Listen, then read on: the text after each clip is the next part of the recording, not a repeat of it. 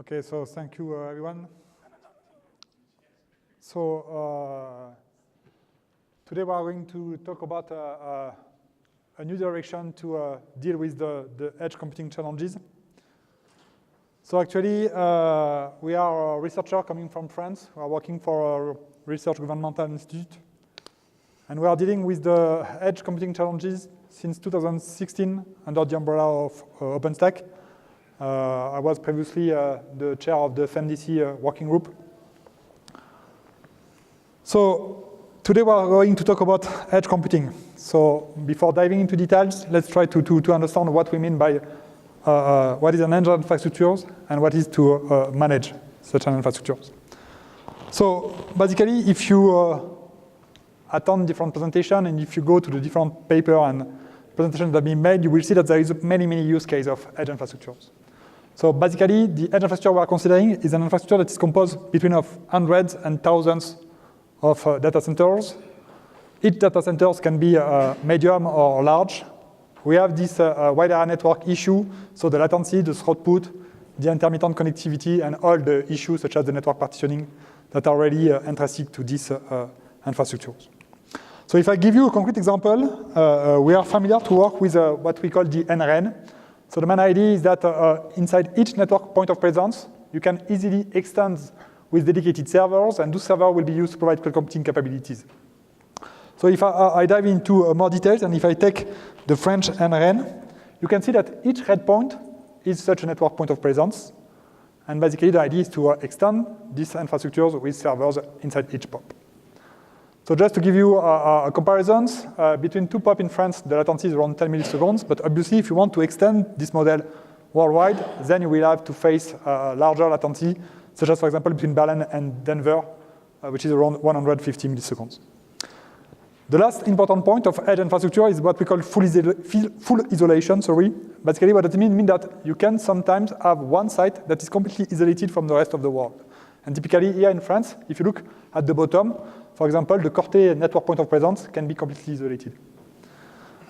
So, as I said, we work on these edge computing challenges for a couple of years. And basically, we made a presentation in Boston 1.5 years ago, where we try to identify what are the cloud computing capabilities that are expected by operators and end users. And basically, we categorize them into 3 categories. The first one is to being able to operate and use any kind of resources that is provided by one data centers. The second one is to be able to operate and use several DC. So here you have 2 ways, either what we call cross collaboration. For example, I want to start a VM on one site using the image from another site. Or sometimes you want to be able to perform the same operation across different sites. For example, you want to create a new user and you want to populate all the edge data centers with these new users. And finally, you have to deal with all robustness challenges, such as the network partitioning issue I just talked about. So let's try to see now what does it mean from the OpenStack perspective. So what does it mean to manage an edge resource, an edge infrastructure, through the OpenStack angle. So for this presentation, we are going to use a red thread, which is quite basic, which is you want to start a VM. So on the right, we just put a short sequence diagram. So basically, when you want to start a VM, Alice has to contact Nova, and then Nova will contact sub-services that we do not present on this figure. But the main idea is that you have some interaction between Nova and Glance to be able to get the image of the VM and start the VM on the Nova compute node. So once again, the idea is to investigate this scenario through the 3 angles I mentioned. So first, I want to boot a VM on one DC. Second, I want to boot one VM from one DC using resources of another UC. And finally, I want to boot a VM in different DC at the same time. So to be able to investigate the different solutions that are available nowadays, we are going to see whether those capabilities can be fit across 2 angles. The first one is that when all resources are connected, so what does it mean? It means that each data center can communicate with another one, versus the partial view. This is related to what I call the full isolation. So it's what happens when you have one data center that is completely isolated from the rest of the infrastructures. So the usual and let's say the the only production-ready way of managing an engine infrastructure with OpenStack right now is what we call the OpenStack worldwide, or the DCN from Red Hat.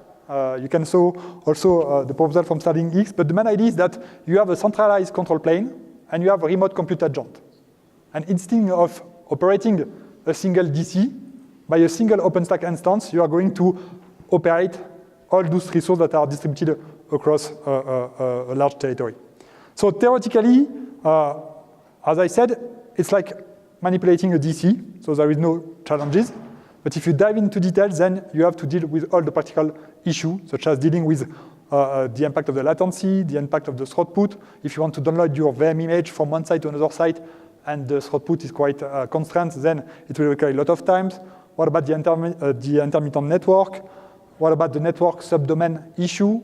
So we have a lot of challenge if you dive into details. What are the deployment rules? So for example, what does it mean to deploy Cinder in a centralized manner? If you want to use Cinder, obviously you want and you expect good performances, so you have to deploy Cinder in each site. So there is a lot of question behind that. So the key message of this is that basically this is the only production-ready solution, but it's only suited for specific use cases. Thank you, Adrian. So the second approach is built upon the idea of a distributed management, which means every DC is an independent OpenStack, and all OpenStack collaborates with each other. And theoretically, this building distributed management above this idea should completely fulfill our needs for managing edge resources infrastructure. What? Because, first of all, I have one control plane per DC, which means one independent OpenStack per DC, and one also independent resources per DC. So I can connect myself on Paris and ask to boot VM there. And I can also connect myself in Marseille. And even if I have a network partition there, till I can physically be into Corsica, then I can ask Corte to boot a VM. Hence, so we can fully implement one DC scenarios in case of global or partial infrastructure.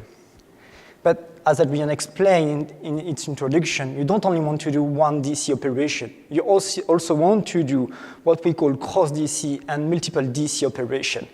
And this is where building your tools on top of a distributed management is useful, because distributed management offers to you the collaboration, which means two things. First, the collaboration gives you some features to share resources, which means, in our case, the ability for one DC to benefit from resources of another DC. Something like boot a VM in Paris using an image from Marseille or using an image from Corte.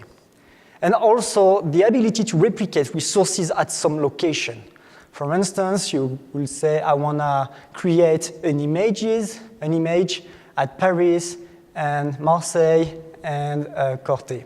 So if you do so, then you can now start your VM using a Debian image from Marseille without paying the cost of latency, because your image is now located into Paris. And you can also boot your VM into Corsica, into Corte, even in case of partitioning. But all of this is theoretical. And actually, if you want to implement such solution, it means you have to implement a really sophisticated code. And it's difficult to achieve. But yet, some proposal into OpenStack try to achieve this. And we are going to dive into this. The first one is called database collaboration. And in this one, each DC is an independent OpenStack, but we implement the collaboration by making resources global via their DB.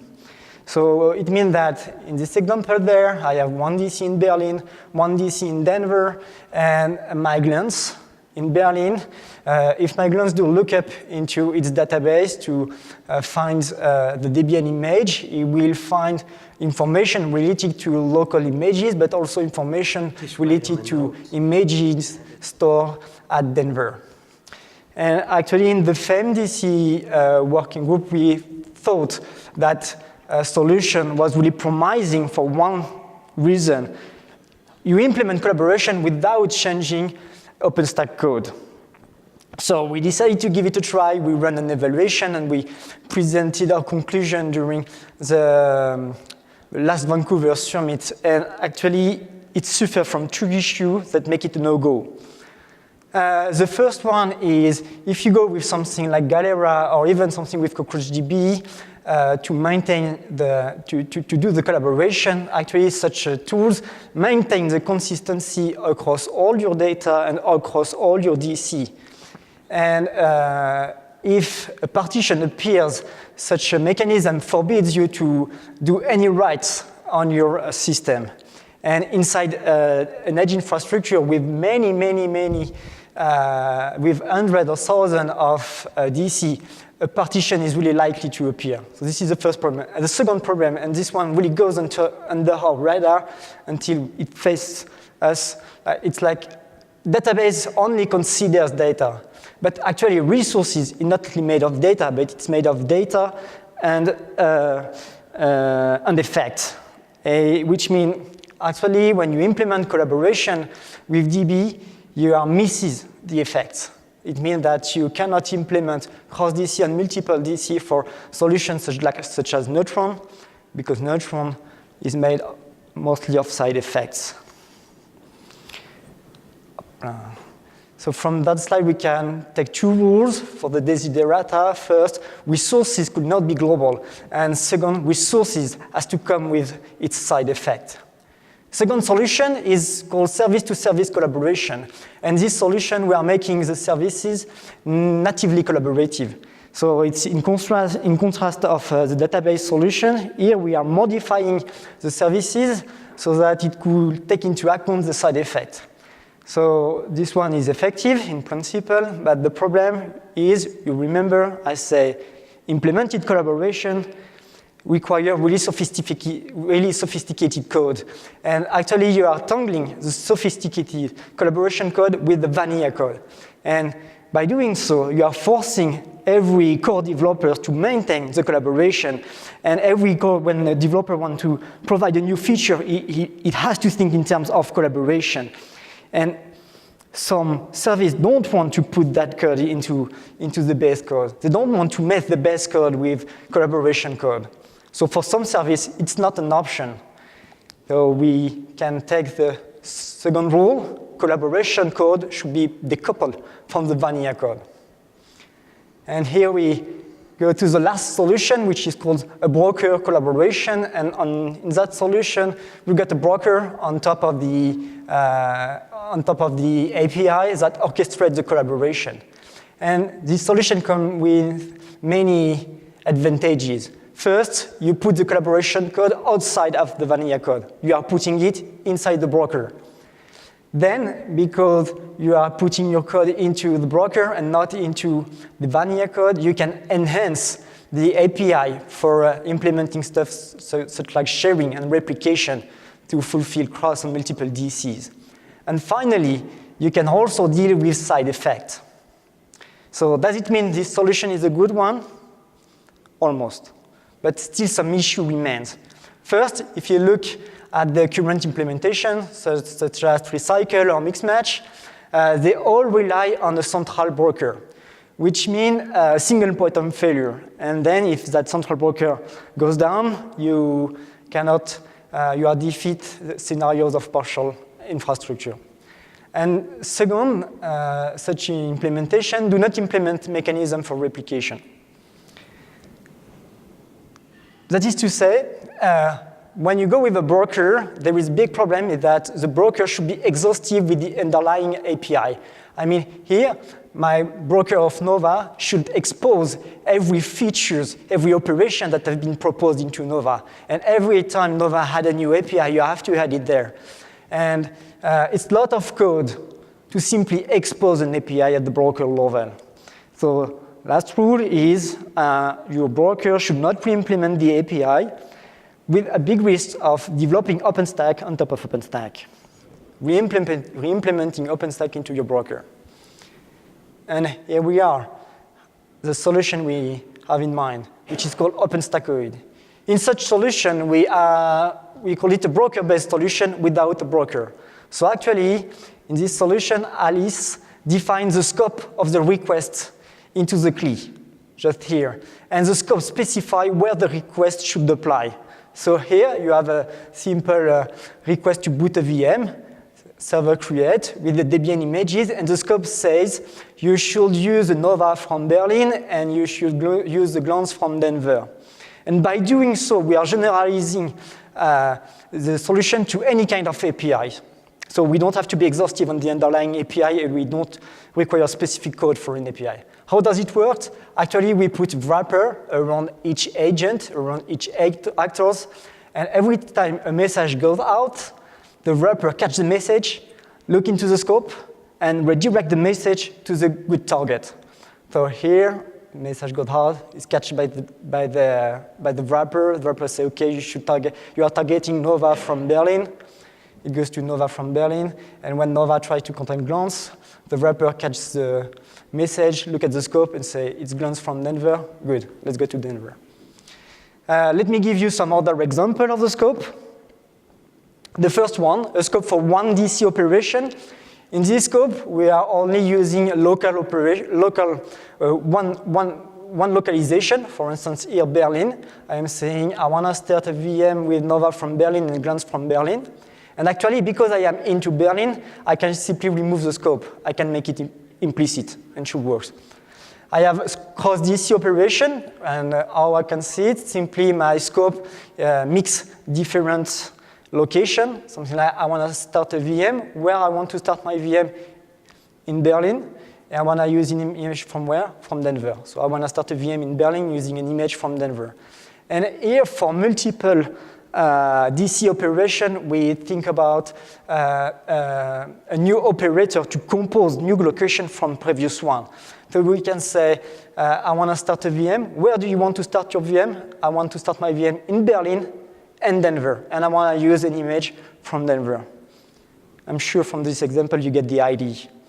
But let's dive a bit into the N and into the compositional operator. So we have the N, and the N say, I want to do an operation here and there.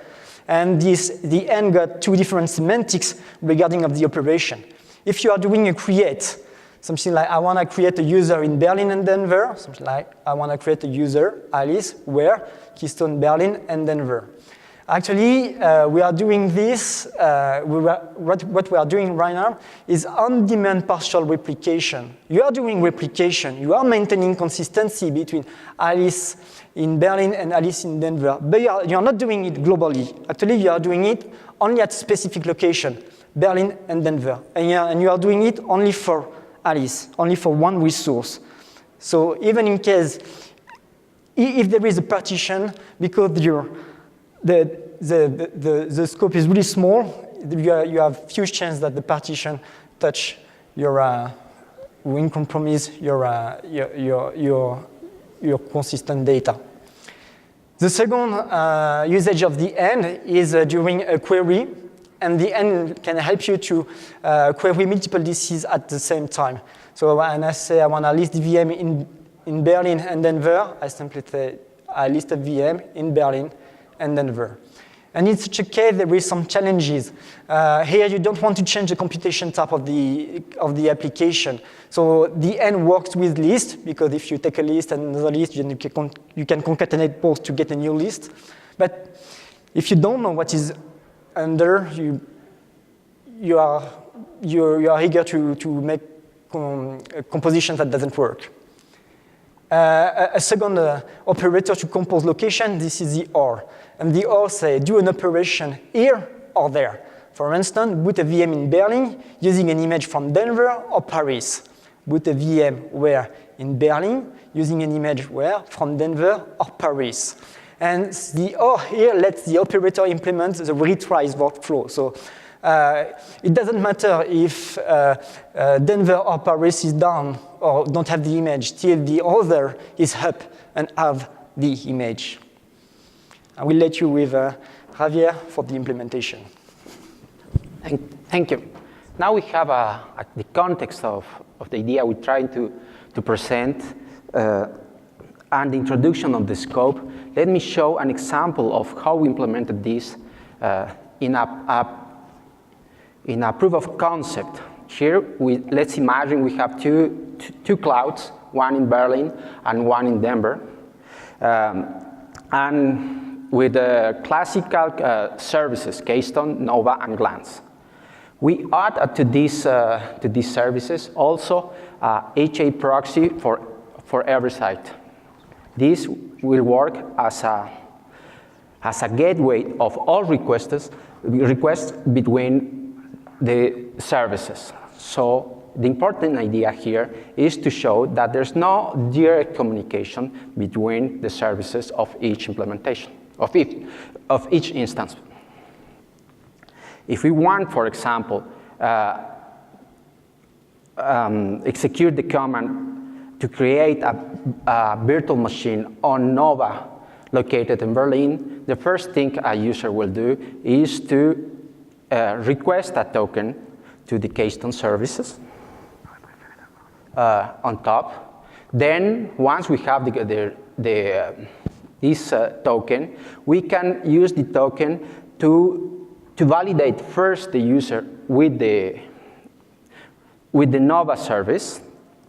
This is quite trivial and straightforward because all the services for this part are local. And then we can actually perform the actual operation of requesting the image of the Glance service that is located in the other cloud. The only detail to notice here is that we need to implement the resolution of the scope during the Glance authentication located in Denver, because we have a token from one Keystone but associated with a service with another cloud. The features of this POC are the following. First, the scope sticks to one operation. So the sessions is only available from the start to the end of the operation of the execution. These, at the same time, enable the concurrent operations of several executions with different scopes, taking into account different services. Another feature of this implementation is the scope is defined at service level. So here we're trying to say that the high-level understanding of OpenStack is enough to define the collaborations. When we define the scope, setting the identity services or Glance or whatever, we simply define where is located the service we want to target. And thanks to that, we also identified that the collaboration is done just only at inter-service level. However, there's a risk of this implementation, because we can find bad collaborations between different clouds. Let's imagine the example of booting a virtual machine in Berlin with a network in Denver that is defined locally. In this case, the collaboration is not possible because the resource is unreachable. Another bad collaboration of this implementation could be the statefulness of the services. An example of this is we cannot validate a token generated in Denver with a Keystone server in Berlin. But we are trying to go beyond this POC with a minimal viable product that we call the OpenStack CLI. In this approach, we want to enable the implementation of the operators that is not possible with with just aggregating the HA proxies. Here we have an schema that how we would propose to do that by adding a plugin to the OpenStack command line to interpret the scope, and also add in the pipeline of the Keystone another middleware to interpret the operators, among other things. One interesting thing of this approach that we don't need to modify the current services like Nova, Keystone, or Glance. And at the same time, we have to resolve some potential issues, like in some cases, OpenStack services don't provide the proper granularity to collaborate between clouds and deal with distant side effects. Distant side effects like we perform an operation in one site associated with a remote site, and in the remote site there's an exception. This can be managed in the remote site, but we also need to be aware of this exception on the local site. And finally, another thing to deal is the exclusion of bad collaborations, as the previous we mentioned. With this approach, we can observe that we check all the configuration we're trying to target with global or partial connectivity in different scenarios. So to finish this presentation, let me mention 3 things. We believe that the collaboration between the edge should be done on demand and only when it's required. Because in edge situations, we are dealing with thousands of independent sites and services. In this perspective as well, we can think about the collaboration between network AS. The second thing is that we use OpenStack as a use case because we pretend to implement on-demand collaboration ideas with other systems. We can think about OpenStack CLI for OpenStack, another implementation of this idea for Kubernetes, and so on.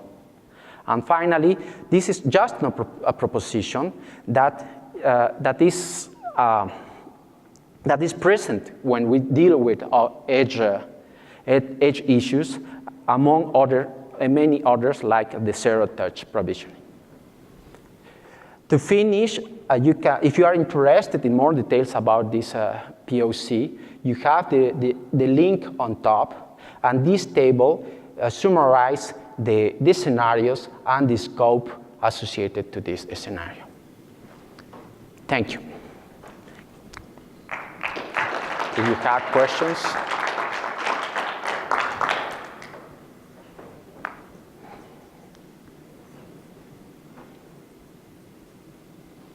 How's it going? Thanks for the presentation. It's really interesting. I came in towards the end. I see a lot of applicability of this to not only the edge, but even some core deployments where you have, for various reasons, multiple instances of OpenStack even in one site, and you have application owners who have to then deal with them. The question I have is, and I apologize if you already covered this, but so this is at the OpenStack client CLI layer. Have you looked at all at doing this in like OpenStack SDK or libraries like that? Please, guys, not yet. So actually, not yet. Not yet. The current implementation is just at the level of the CLI. So this is just this is like the early stages POC. Yeah. Actually, we start to work on that during the hackathon in Berlin. Okay. So we made the first POC based on HA proxy, and then we switched to this new idea of implementing with the WSGI at the OpenStack CLI level. Okay. But yeah, definitely it makes sense to give a look to how we can implement that at the HTTP level. Sure, yeah. No, it's just really interesting stuff. I see a lot of possible applications for this sort of thing, so okay, thank you. Thanks. Any other question, comments?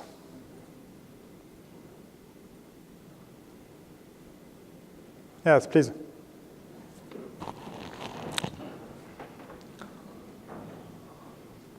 Hi, I'm wondering about this idea of on-demand provisioning. I mean, one trade-off there is that if you have to wait for the image to cross the globe, it could take a while to boot that image. And if you have any ideas on how to have the image there in advance, right? Because your abstraction just takes away, well, like it's a nice abstraction, but it seems like it would be nice if it also had a way to load the image on the other side. Yeah, sure. As opposed to doing it on demand, because that on demand piece is like, okay, we're going to get you this, but it's going to be slow. So, but basically, the on demand is for the collaboration. But for sure, I mean, you can imagine, for example, to populate an image at the beginning on different sites. So that means that using the operator with the and, you can say, I want to create a new image on that site, and that site, because I know that this image is usually used on those sites. So that means in that case, you can be proactive instead of just being curative in the sense that you will just do on demand. So I completely agree with you. You have to consider the different scenario you want to deal with. The notion of on demand is just because you do the operation on demand. So for sure, if you want to provision a new VM with a new image and you know that you are going to use this image several times, it probably makes sense to populate the image on different sites. So you would provision it. Yeah. Provision it once so that subsequent provisionings are faster. They don't have to be pulled across the globe. Yeah. But it's just, okay, thanks. But that's the idea.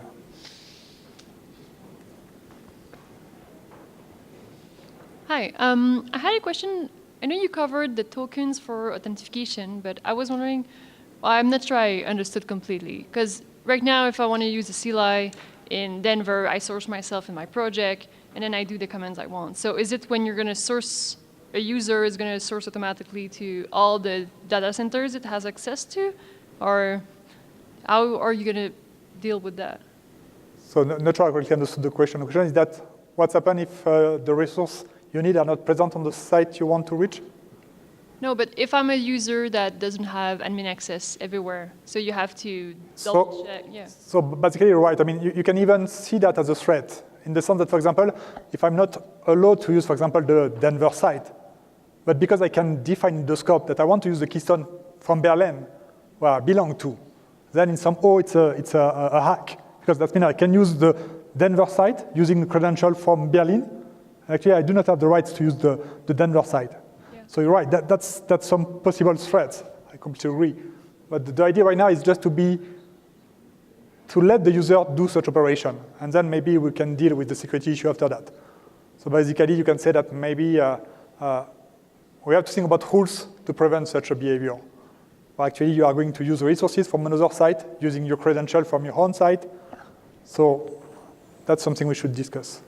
Or maybe have a federated keystone or something. Yeah, actually, to give you some detail about the implementation, this is just a POC of the abstraction. And one limitation of this POC is we share a configuration on all the clouds we are trying to connect.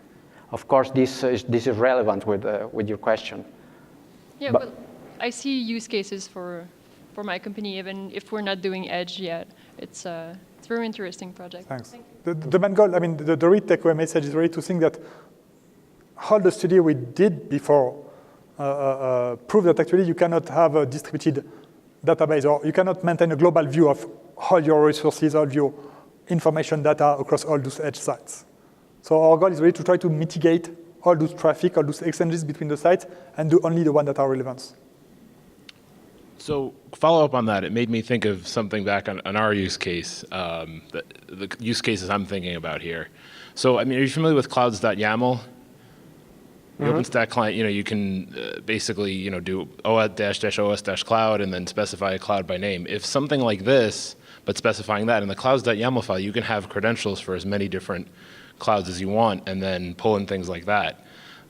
Today, what we're doing is we're using a hodgepodge of that and other things to make it work. But with this kind of thing, plus the clouds.yaml to handle authentication at different places, you could have a lot of power there, I think. So. Right. Just an idea. Thank you again.